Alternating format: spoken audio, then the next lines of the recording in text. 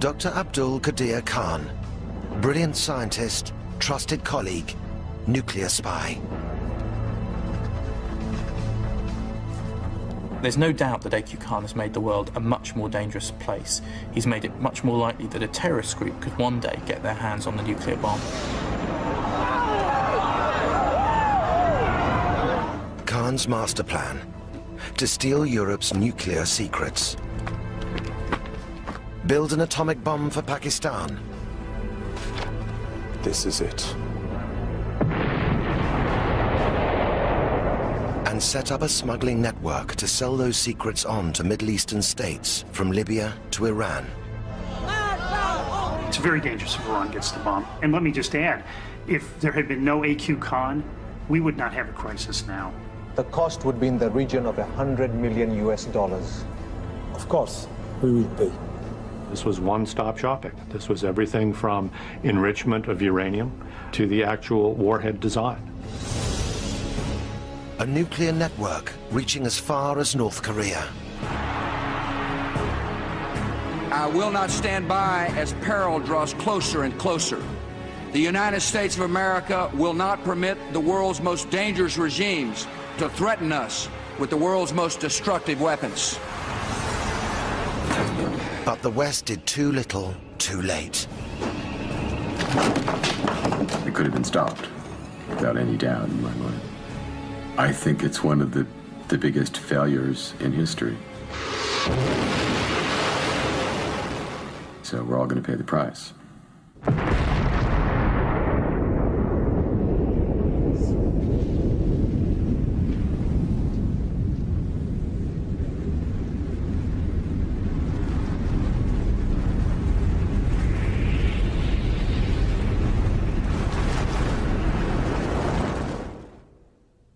The mastermind behind the biggest global nuclear smuggling ring, A.Q. Khan, is accused of being the most dangerous man in the world.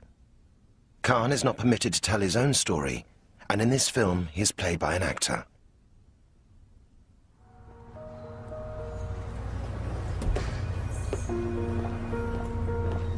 "35 years ago, Pakistani scientist Abdul Khan set out on a path to power and notoriety. He got a job at Europe's largest civilian atomic research consortium, Urenco. He was soon well liked by his colleagues.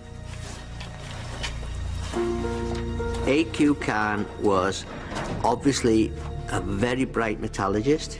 He was more than that. He was someone who was easy to get on with, and he was someone who we believed you could rely upon.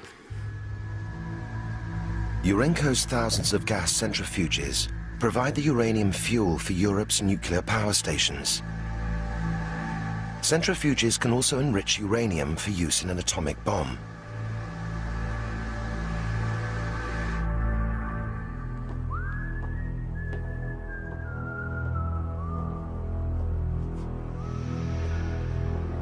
Known to the Pakistani Secret Service as Agent Karim, Khan was on a spying mission.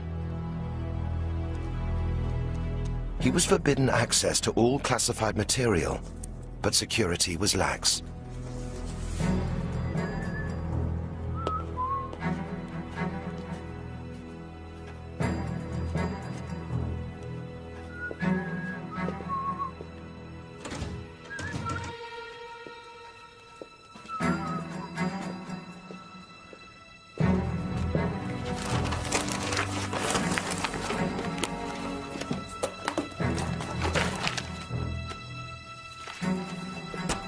Good evening, Dr. Khan.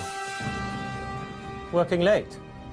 No, I'm just writing to my family in Pakistan. You see, they're always complaining they never see or hear from me. Okay. I'll see you on the way out. Yes.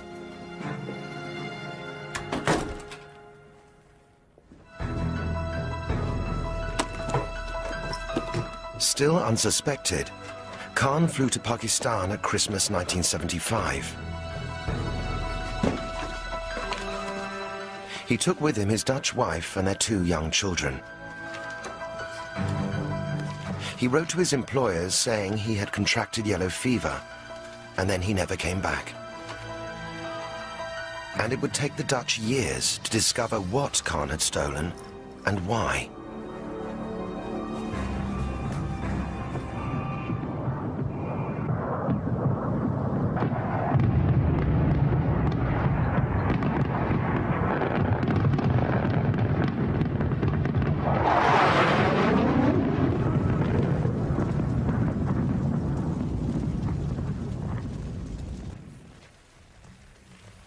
The young nation of Pakistan had recently suffered a crushing defeat by India. Khan's own family were Muslim refugees from India, and he looked to the Islamic Republic as a safe haven. Khan vowed his country would never be humiliated again. A.Q. Khan was motivated by a fierce patriotism, fierce nationalism, a desire to defend his home country of Pakistan. And he saw delivering Pakistan the atomic bomb as a means to delivering Pakistan's security. That was his original motivation, protecting his own country. Pakistan's leader, President Bhutto, swore the nation must have the bomb, even if it meant the people had to eat grass to pay for it.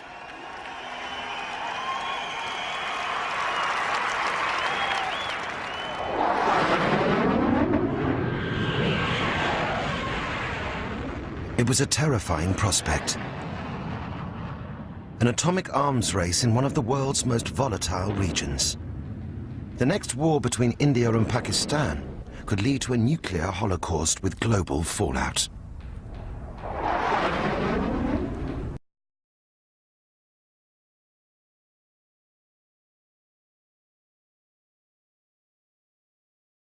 Instructions to find a location for a top-secret research facility.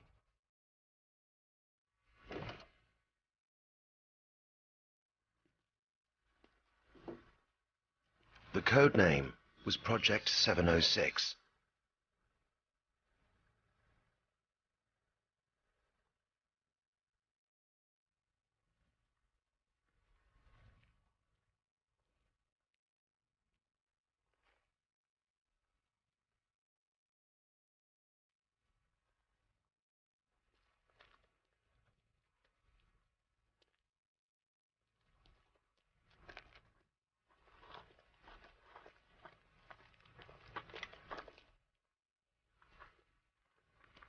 Khan chose Kahuta in the foothills of the Himalayas.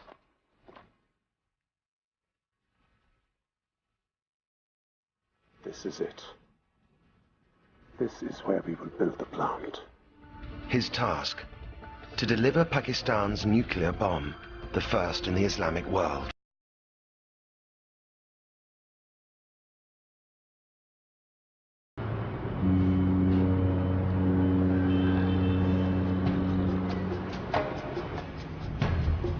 Khan has since told his biographer how he built the Kahuta plant from scratch, relying on foreign suppliers.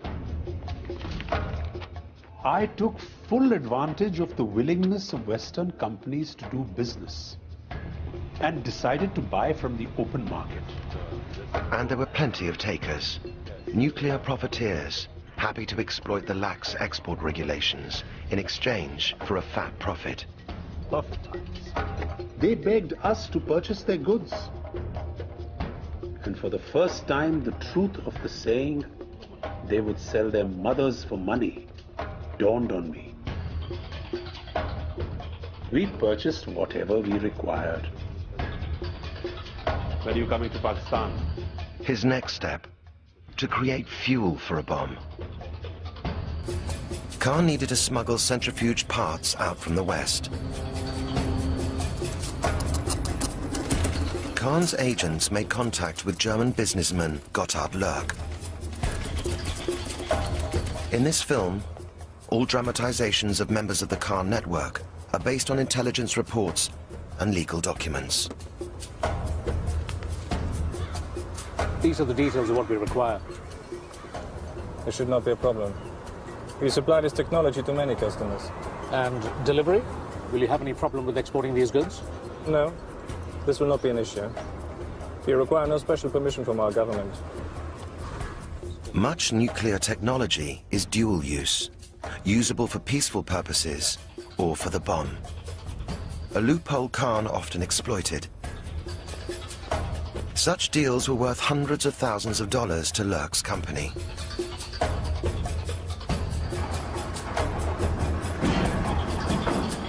And with contacts all over Europe, Khan's bomb project rapidly accelerated.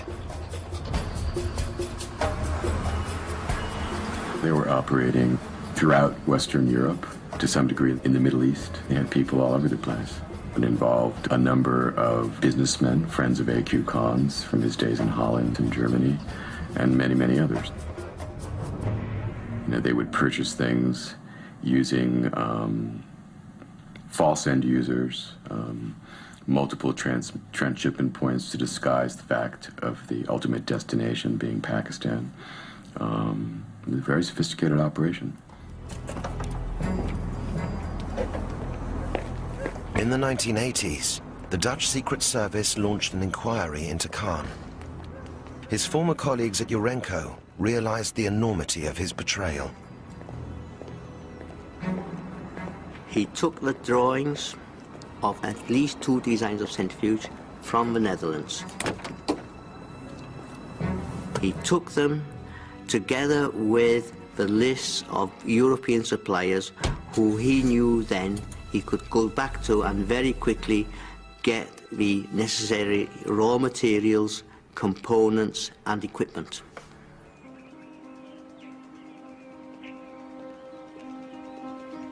In 1983, the Dutch charged Khan with nuclear espionage. Khan protested his innocence to the press. It was the most concerted and vicious campaign ever launched against anybody since the Second World War. I was presented as a fanatic Muslim devil, a James Bond or a Dr. No or whatnot. The Dutch initiated a false and concocted case against me without my knowledge. The Dutch sentenced Khan to 4 years in jail. But in a curious turn of events, the legal papers were never served correctly, and Khan was acquitted on a technicality.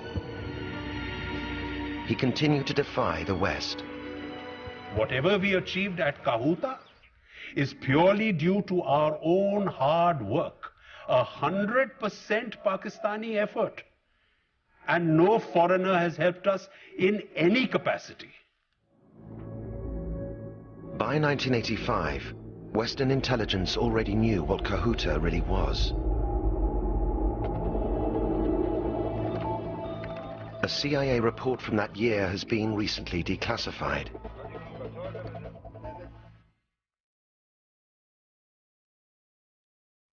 Pakistan has had personnel and facilities dedicated to the pursuit of a nuclear weapons capability since 1971.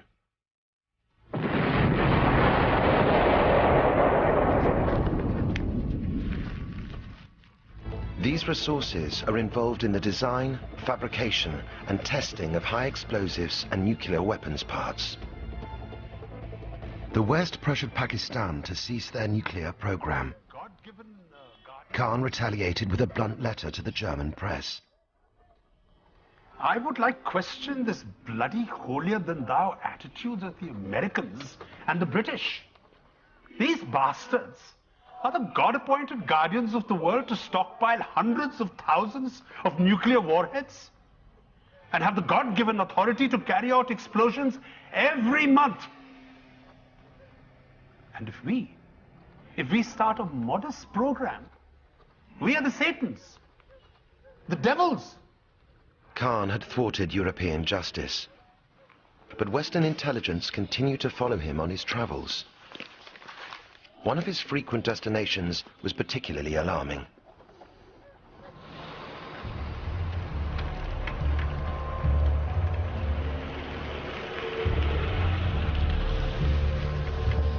China.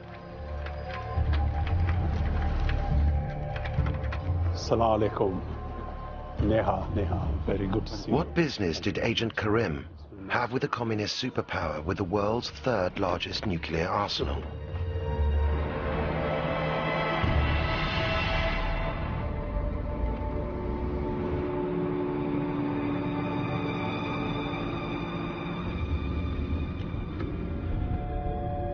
Conventional surveillance methods on Khan failed to provide enough details of his dealings with China.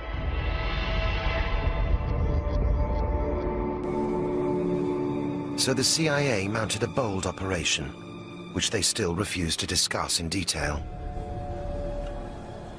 All I can say is that the Chinese provided invaluable assistance to Pakistan's nuclear efforts. Okay? And I'd say the rest of it I can't go into because, you know, it's quite classified. They shadowed Khan on one of his frequent foreign trips and picked their moment.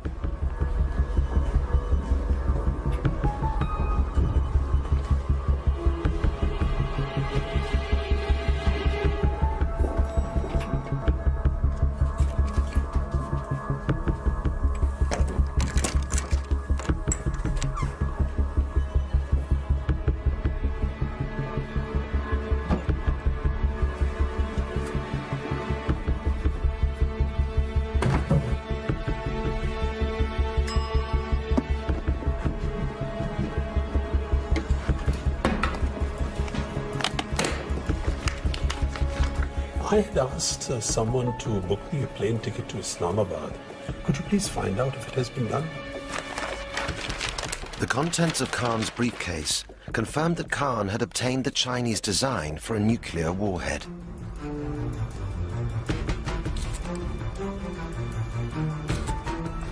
Do you need your passport number, please? Yes.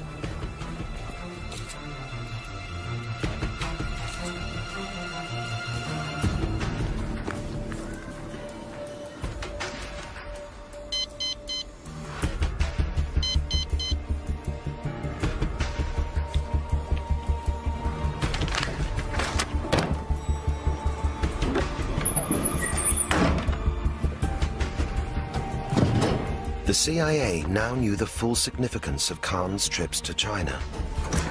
Excuse me. Thank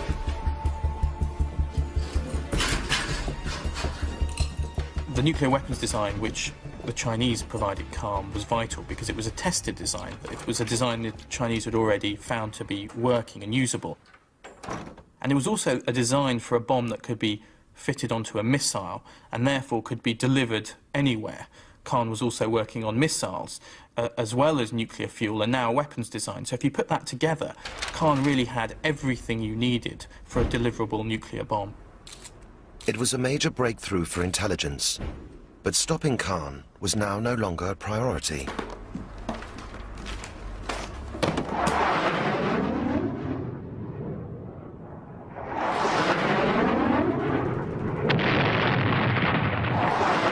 Afghanistan. Throughout the 1980s, a bloody battleground for invading Soviet troops and the fundamentalist Islamic resistance.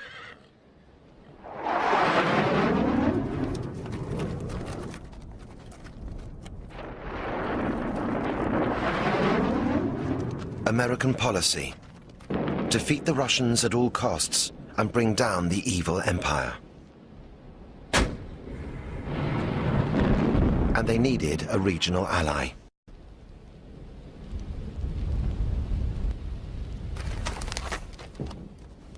It's clear that during the 1980s, the U.S. was receiving some very troublesome information about Pakistan's nuclear weapons program.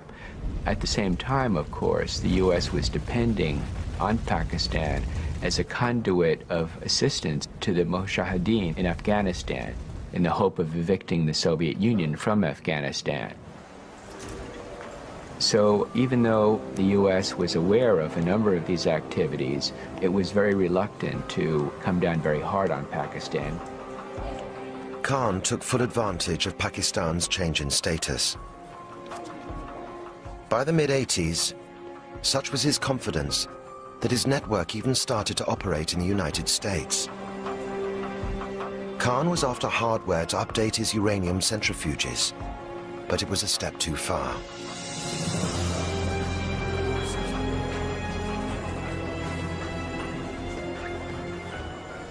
We felt something had to be done, and so we took certain steps. What we were dealing with at this point was violations of U.S. criminal law. as opposed to the Khan network's activities overseas. Barlow oversaw a sting operation on a Pakistani-born businessman, Archie Pervez. Pervez was suspected of being a frontman for the Khan network, and he was after some very sensitive technology.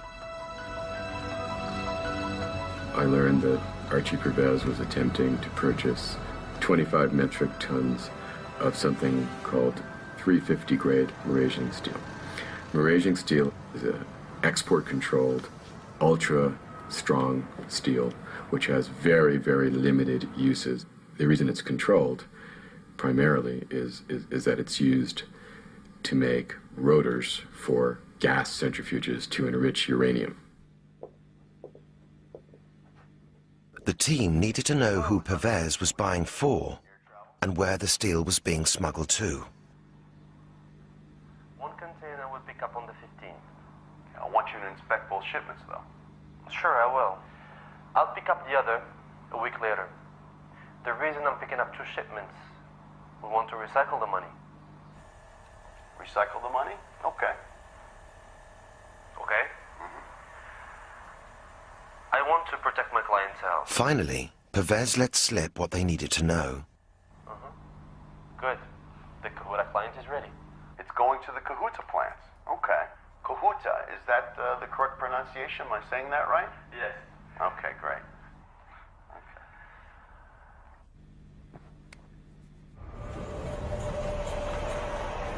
Pervez had no idea it was a sting.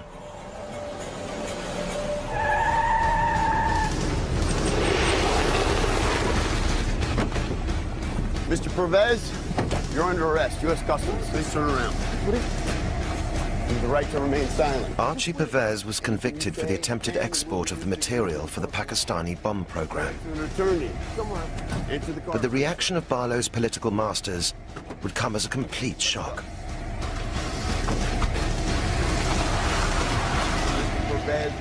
The arrest caused a massive firestorm in Washington here.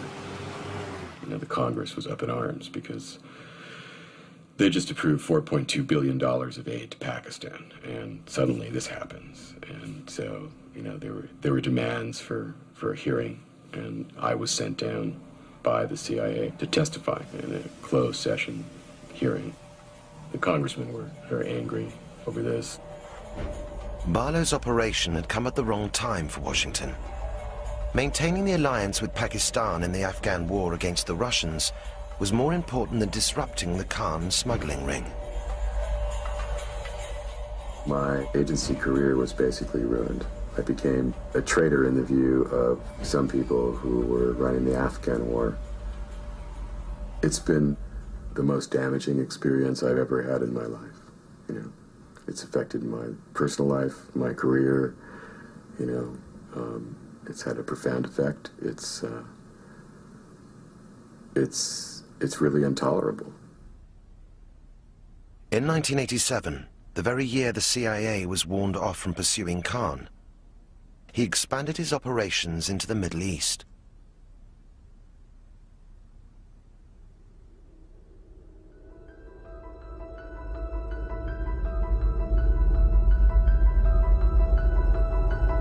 His headquarters were in Dubai, and the nature of his business was changing. The network was employing frontmen like BSA Tahir. Yes. A young, ambitious Sri Lankan, he ran a respected computer business, the SMB Group. We can guarantee on-time delivery and offer a full technical support. We would prefer a cash payment up front, but you can pay by check. SMB Computers. The cost. The cost would be in the region of, say, 75,000 US dollars. Not a problem. Good to do business with you. Assalamu alaikum, beta. Assalamu alaikum. How are you? Very well. Welcome to Dubai. Thank you, thank you. Tahir, often described as Khan's surrogate son, would rise from a lowly position in the procurement network to become the key figure after Khan himself. Have you read anything, please? Not yet. Good. From Dubai, Khan plotted his next move. Dealing directly with Middle Eastern regimes hostile to the West and in the market for nuclear weapons.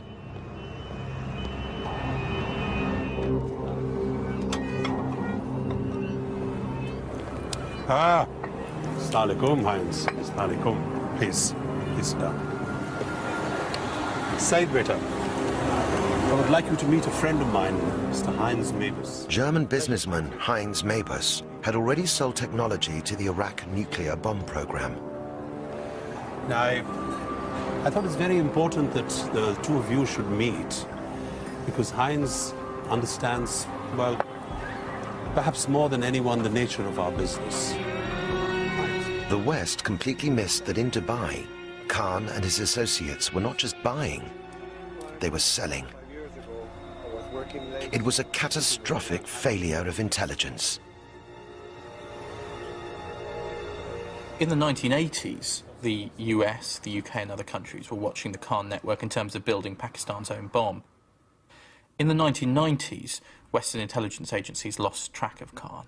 They really didn't appreciate what he was doing. They didn't understand that he'd made a shift from building Pakistan's own bomb to being a salesman. It would be years before the West obtained the first evidence that Khan was selling. They had to wait until after the first Gulf War, when UN weapons inspectors went into Iraq to check on Saddam's weapons of mass destruction, including his atom bomb project.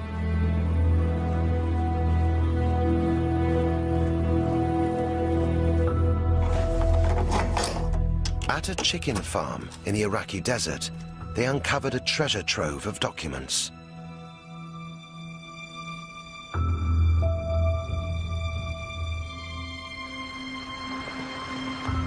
Now, at the International Atomic Energy Agency in Vienna, where Khan's former colleague at Urenco, Trevor Edwards, works as a weapons inspector. Still classified, the chicken farm documents include the AB, or atom bomb memo. The memo reveals that in 1990, the Iraqi Secret Service had received an offer from Khan's network. Dr. Abdel Qadir Khan is prepared to give us project designs for a nuclear bomb, materials from Western European countries via a company he owns in Dubai. Ironically, Saddam turned them down because he thought it was a CIA setup.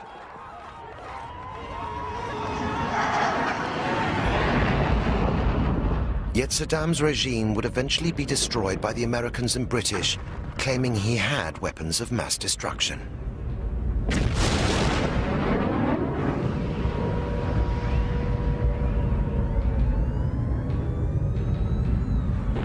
Inexplicably, the West did nothing to stop the very man who had tried to sell Saddam nuclear secrets.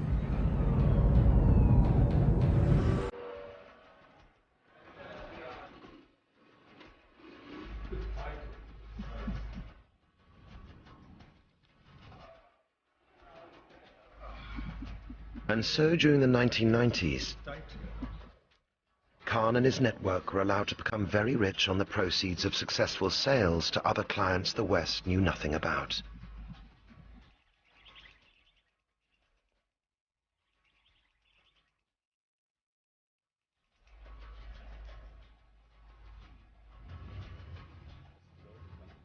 Khan became a multimillionaire with a large property portfolio, a collection of vintage cars, and a taste for tailor-made suits.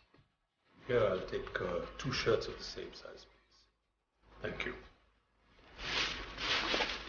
I think Khan was motivated by a mixture of greed and idealism. Greed was definitely there. He amassed a large amount of money.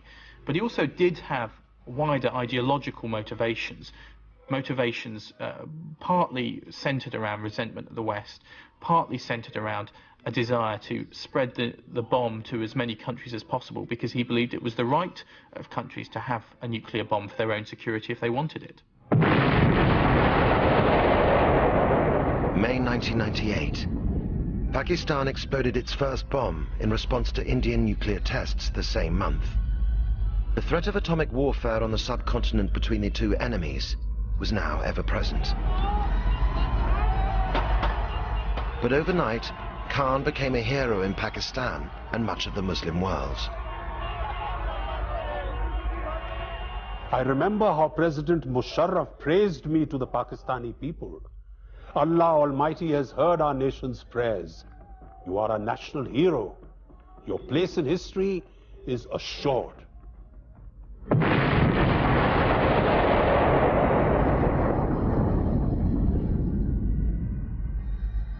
I think the ultimate event was the test in 1998. It was a clear-cut signal to their Islamic brothers that it could be done, and it's been stated by A.Q. Khan and other leaders in Pakistan from the beginning that this was not just the Pakistani bomb, that this was the Islamic bomb. And, you know, I think that that's something of grave concern. A.Q. Khan was instrumental in Pakistan getting the bomb, which has heightened the chance of nuclear war in South Asia. Also, you have to worry that a future government may become fundamentalist and then may use its nuclear arsenal to confront the West and become much more provocative and aggressive. So you have to worry a great deal about the nuclear assets in Pakistan. The research laboratories at Kahuta now began brazenly advertising nuclear technology at international arms fairs. But who was Khan selling to?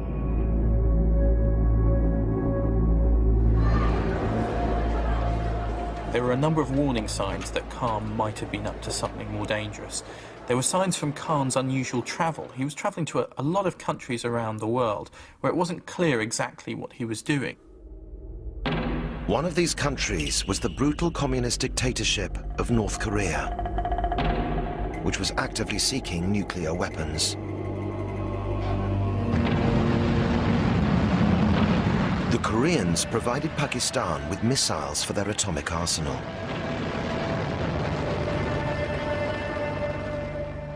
In return, Western diplomats suspected Khan provided them with centrifuges, which Pakistan denied.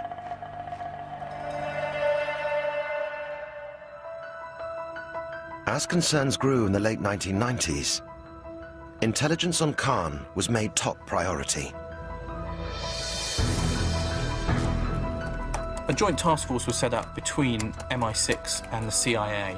It was agreed between the two sides that they'd share everything, but that it would be a very small team and that no one outside the teams would be told about what they were doing. The task force concentrated on Khan's activities in Dubai and the Middle East and made a shocking discovery. For a valued customer as yourself, I think it is important that we should meet in person. And of course, Khan's network was dealing with one of the West's sworn enemies, Colonel Gaddafi. Libya had orchestrated terrorist attacks against the West, including the Lockerbie atrocity, which cost 270 lives. The intelligence team knew Libya wanted to buy nuclear weapons materials and suspected Khan was prepared to sell them. The question was, what to do about it? We had to make a decision. Do we stop this activity or do we watch it longer in the hope of understanding it better so that when we moved against it, we could take it out by the roots? And it was clearly the preference in Washington to watch it, track it better. And when we understand it better and feel we can eradicate it more completely, to take action only then. But the pursuit of Khan was suddenly thrown off course.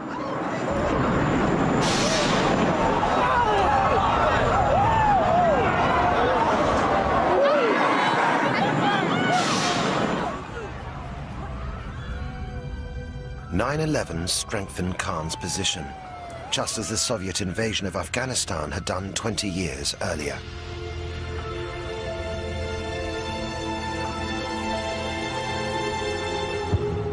September the 11th attacks hugely complicated and slowed down efforts to stop A.Q. Khan.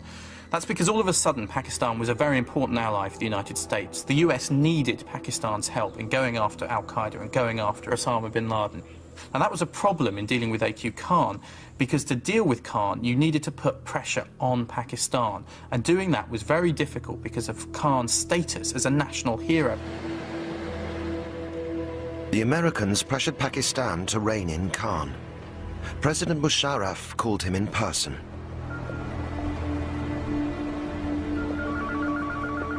Arey, Assalamu alaikum, Musharraf Saab. This is indeed an honor. Nothing, President Saab. This is a routine trip. I do it so often, and you know that there is no problem. There's nothing to be worried about.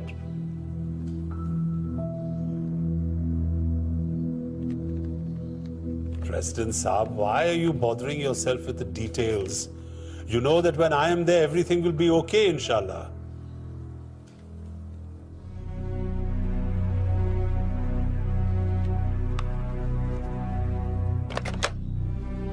Despite the warning, Khan continued to sell Pakistan's atom bomb technology. But his cover was about to be blown.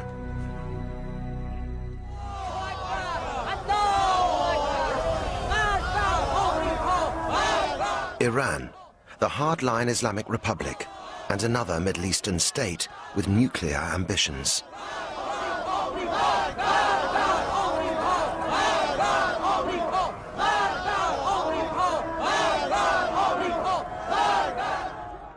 In 2002, an Iranian exile group revealed to the world the existence of an unknown uranium enrichment facility.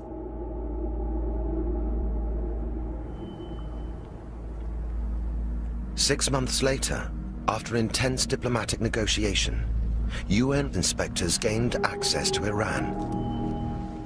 We've reconstructed their investigation.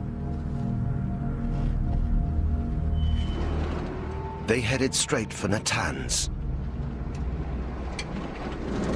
They offered us a helicopter ride from Tehran to Natanz, but we decided that let's take a car. We drove that 250, 300 kilometer stretch from Tehran to Natanz.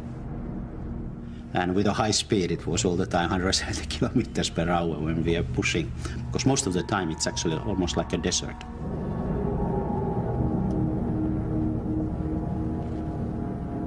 When you get there, you realize that the whole complex is very secretive. The major plant will be underground once it's built. It's not yet built, but once it is built, it'll be underground. And above ground, there is a pilot plant under construction. The inspectors were taken to a conference room and presented with details of the enrichment program.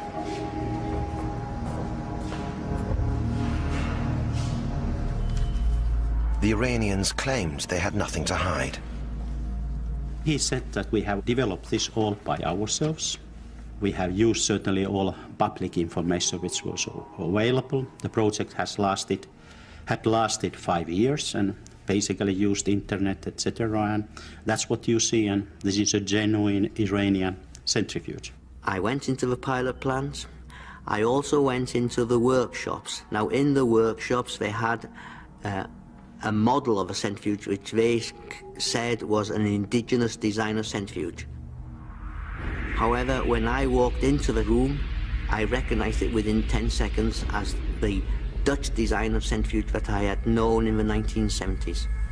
It was based upon the technology acquired by A.Q. Khan from when he was in the Netherlands. Suspecting the Iranians were not telling the truth about where they had obtained their centrifuge technology, the inspectors visited other sites.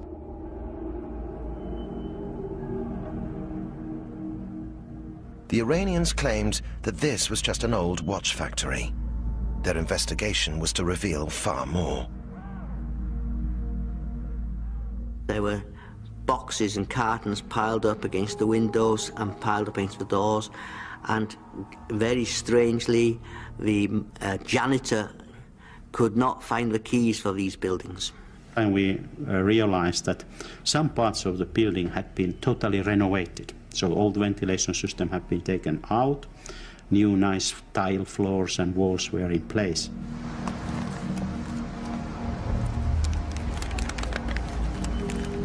The swipe samples later revealed traces of uranium. The site Kalai had been used for attempted enrichment. But far more worrying, chemical analysis showed the centrifuges could not have been built in Iran. Conclusion: the Iranians were lying. Then they had to do a hard choice. Either stick to their previous explanations and just say, we don't know where it comes from, or you come with the explanation. And they decided to go for explanation. And then the story started to unravel, because then they said that actually it was not entirely genuine. We had got technology from abroad. To the astonishment of the inspectors, the Iranians confessed. They had held a series of meetings with the Khan network starting 16 years before, in Dubai in 1987. Khan had 3 trusted lieutenants at the 1987 meeting. Tahir, his uncle Mohammed Farouk, and the German businessman Heinz Mabus. Gentlemen, Dr. Khan sends his apologies that he cannot be here in person, but he sends his best wishes and assures you that we are more than capable of meeting with your request. Please. Now, what you see in front of you are the blueprints for the P1 centrifuge for uranium enrichment. The designs are European and have successfully been built by Dr. Khan in Pakistan, where they are fully operational. So, gentlemen, it's simply a matter of how much you're willing to pay.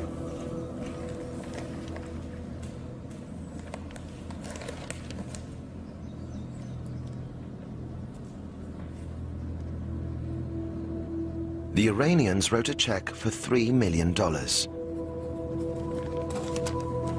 Please. Tahir's uncle, Mohammed Farouk, took it straight across town to make sure it wouldn't bounce.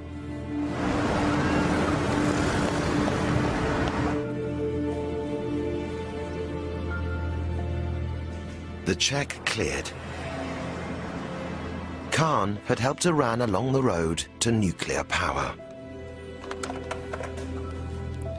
Gentlemen, we are in business. Business with you. Go to the business with you. The Iranians also revealed that later, Tahir sold more centrifuge designs and components. Price, several $1 million, paid in cash. Clearly, the U.S. was looking in the wrong place. The Pakistani-Iranian link was off our radar screen. We were just not aware of what was taking place in that channel. And I think that was a considerable failure of intelligence.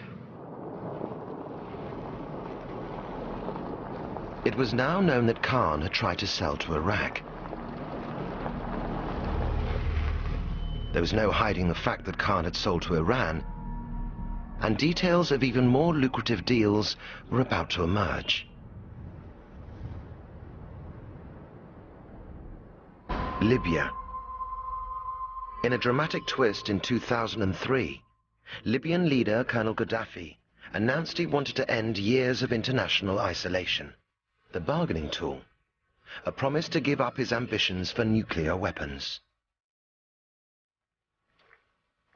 Months of secret talks followed, but the joint MI6-CIA operation had set its sights on stopping Khan once and for all.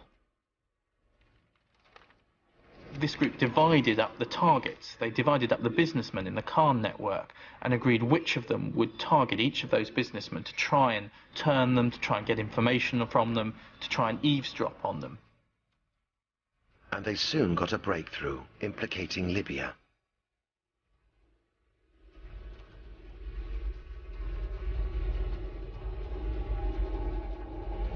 A Malaysian engineering company, SCOMI, had been awarded a contract worth $13 million by Tahir. The factory was told that the specialist equipment was for the Middle Eastern oil industry. And Scomey believed this to be the case. But the project was overseen by Swiss engineer Urs Tinner, the son of one of Kahn's associates who had supplied Kahuta in the 1980s.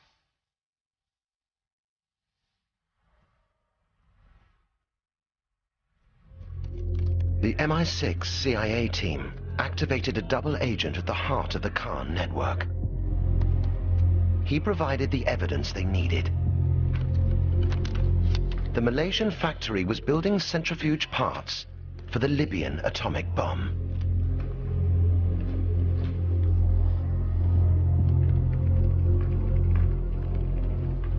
In 2003, the same source provided an invaluable tip-off. A container ship, the BBC China, was bound from Dubai to Libya.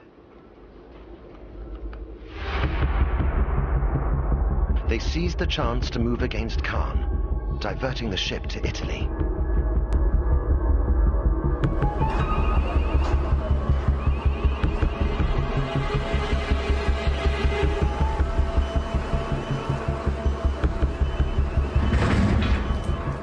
Here, a joint team of CIA and MI6 weapons experts waited to examine the cargo.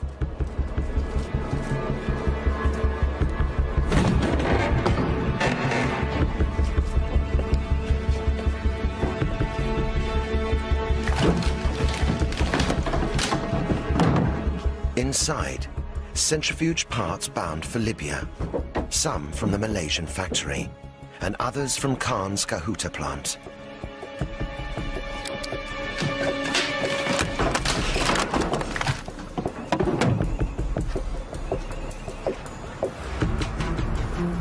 Libyan diplomats were urgently summoned to London.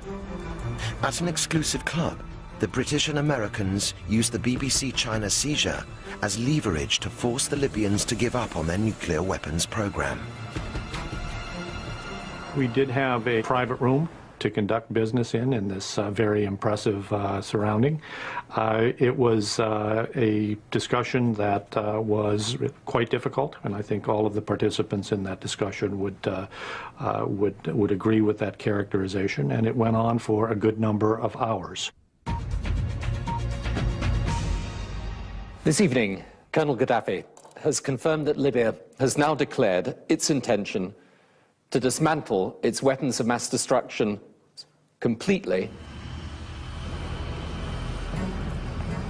A month later, a team of UN weapons inspectors arrived in Libya. They told very frankly that they had contacts with Dr. A.Q. Kahn in terms of getting the technology and the meetings mid-1990s. So we got a very good start.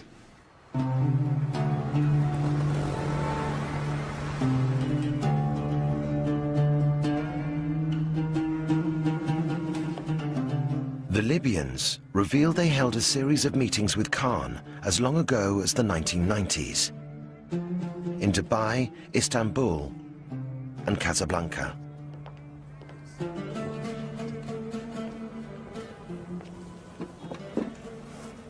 You're asking for a lot. Are you saying it's not possible? Of course it is possible. You've come to the right people. There is no reason why what has been achieved in my country should also not be possible in yours. Inshallah. Inshallah. Inshallah. But now we must discuss the costs. For a project of this scale, including production, delivery, and our expertise, the cost would be in the region of $100 million US.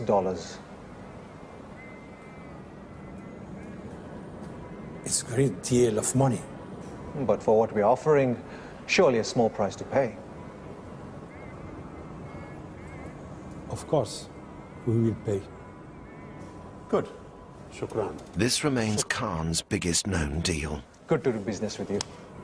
Shukran. Shukran. On the Libya trip, the inspectors were taken to a secret site on the outskirts of Tripoli.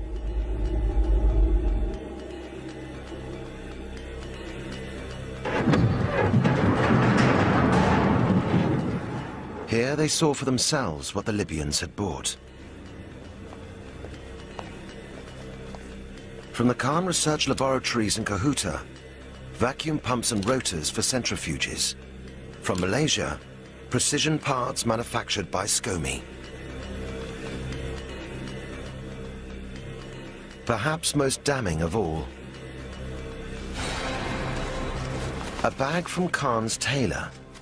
Inside, the Chinese nuclear warhead design. This was one-stop shopping. This was everything from enrichment of uranium to the actual warhead design.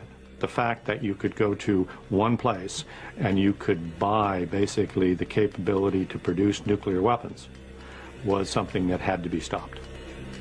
News of the Libyan investigation sent the Khan-Tahir network into panic. Listen to me. Listen. Now, it is vitally important that you destroy everything relating to Libya. Yes, all the documents, all the emails, everything.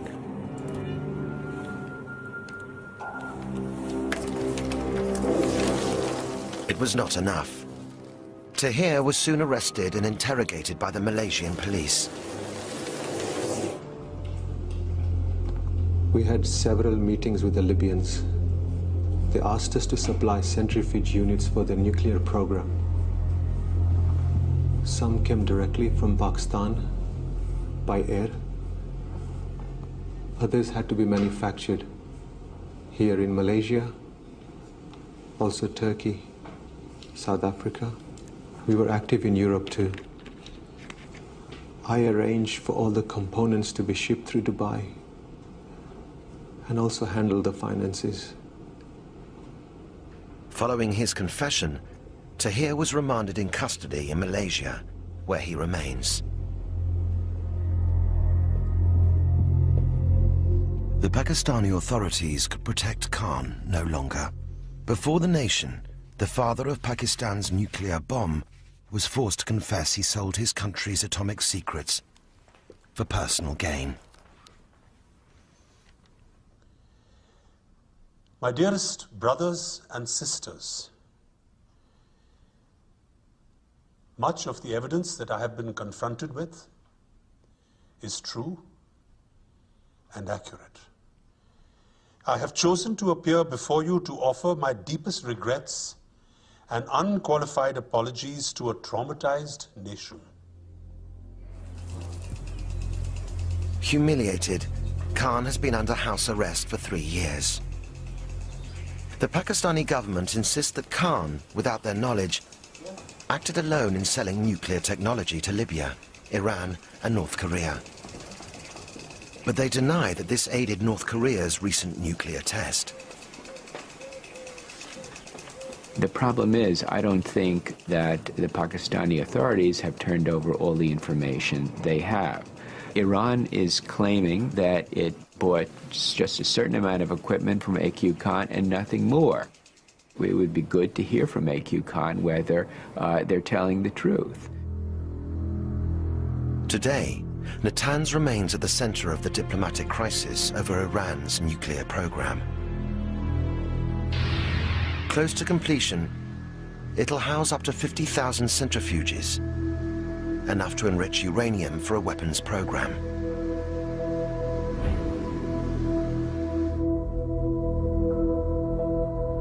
Iran insists that this is for peaceful purposes only.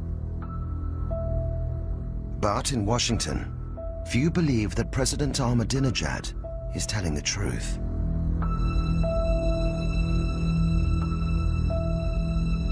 Iran aggressively pursues these weapons and exports terror, while an unelected few repress the Iranian people's hope for freedom. It's very dangerous if Iran gets the bomb. And let me just add, if there had been no AQ Khan, we would not have a crisis now. Iran would not have been able to make progress on building gas centrifuges without the assistance of AQ Khan and his associates. The blame for this crisis really should rest squarely with Khan. And it has since emerged that Khan's one-stop shopping network has been involved in more than supplying centrifuges.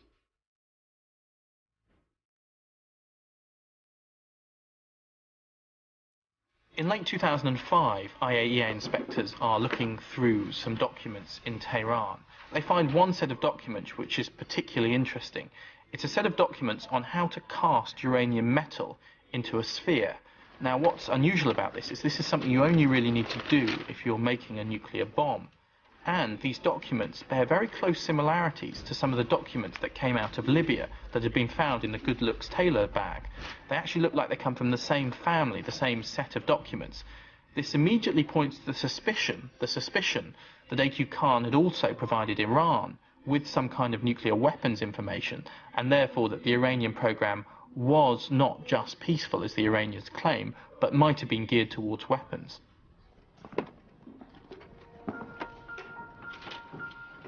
And there are still so many unknowns. No one has access to Khan, or to the diaries he's kept for the past 30 years.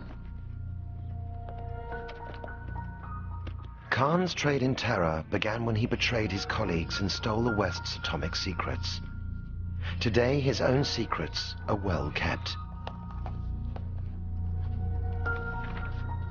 There's just a lot of information that's vital to the security of the West, to the security of the world, that A.Q. Khan has locked away in his head that we don't have access to.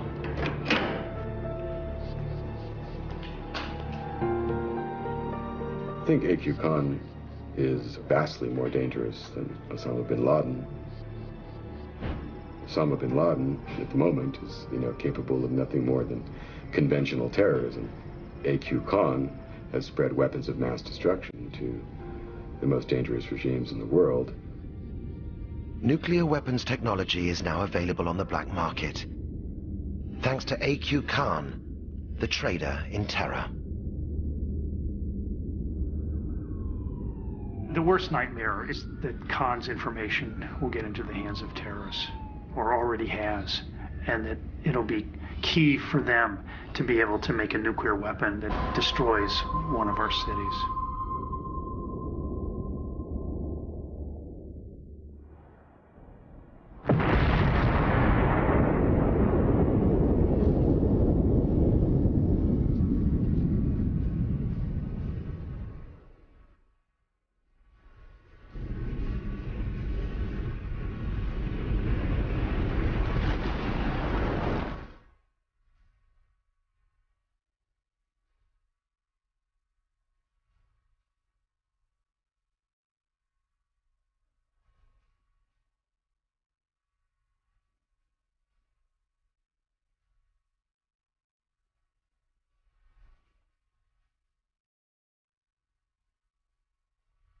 So we're all going to pay the price.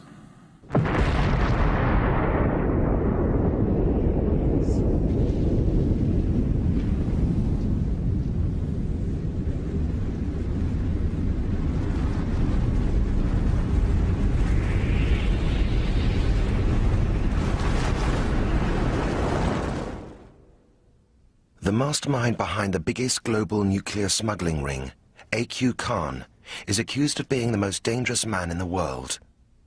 Khan is not permitted to tell his own story, and in this film he is played by an actor.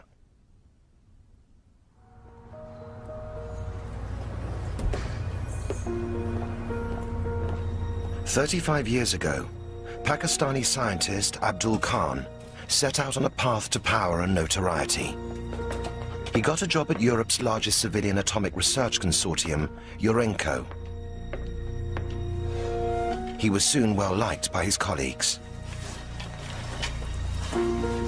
A.Q. Khan was obviously a very bright metallurgist. He was more than that. He was someone who was easy to get on with, and he was someone who we believed you could rely upon. Urenco's thousands of gas centrifuges provide the uranium fuel for Europe's nuclear power stations. Centrifuges can also enrich uranium for use in an atomic bomb.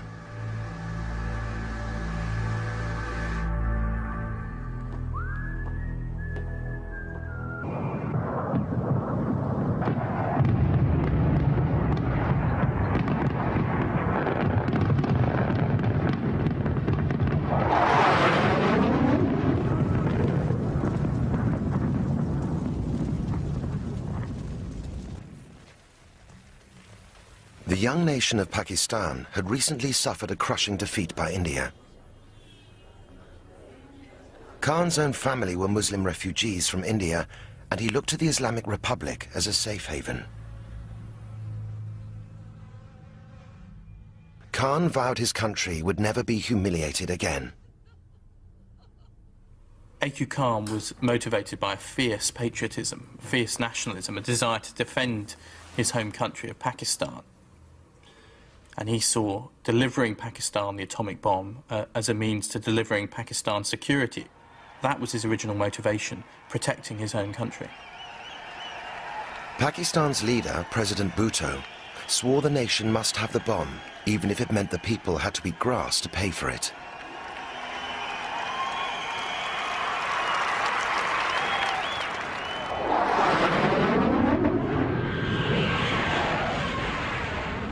It was a terrifying prospect. An atomic arms race in one of the world's most volatile regions. The next war between India and Pakistan could lead to a nuclear holocaust with global fallout.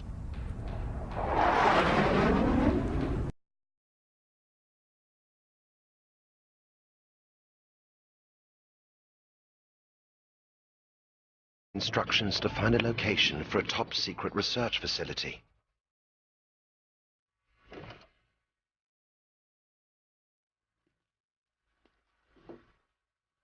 The code name was Project 706.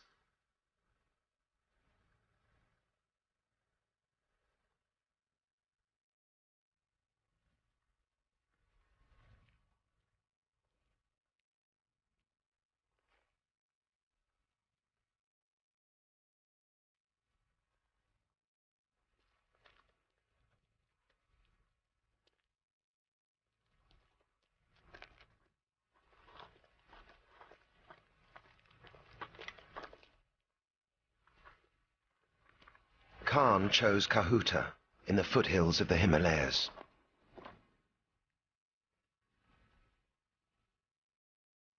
This is it. This is where we will build the plant. His task, to deliver Pakistan's nuclear bomb, the first in the Islamic world.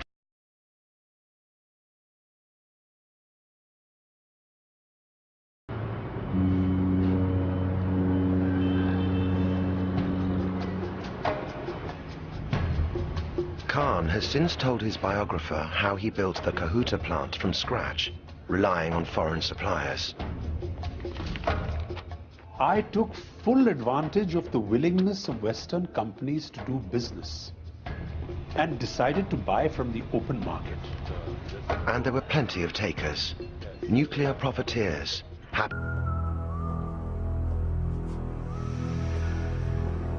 known to the Pakistani Secret Service as Agent Karim, Khan was on a spying mission. He was forbidden access to all classified material, but security was lax.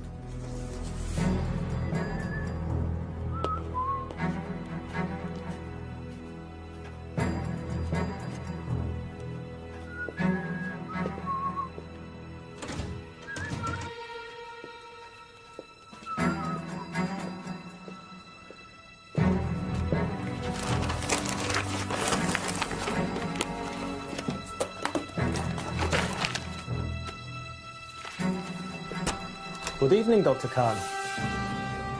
Working late? No, I'm just writing to my family in Pakistan. You see, they're always complaining they never see or hear from me. Okay. I'll see you on the way out. Yes.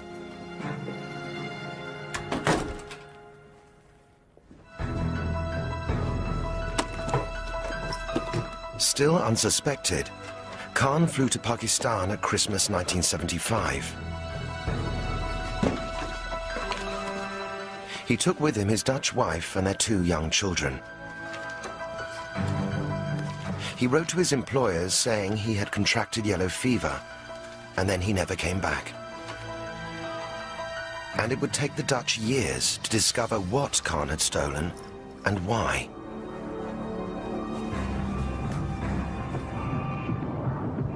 Dr. Abdul Qadir Khan, brilliant scientist, trusted colleague, nuclear spy. There's no doubt that A.Q. Khan has made the world a much more dangerous place. He's made it much more likely that a terrorist group could one day get their hands on the nuclear bomb.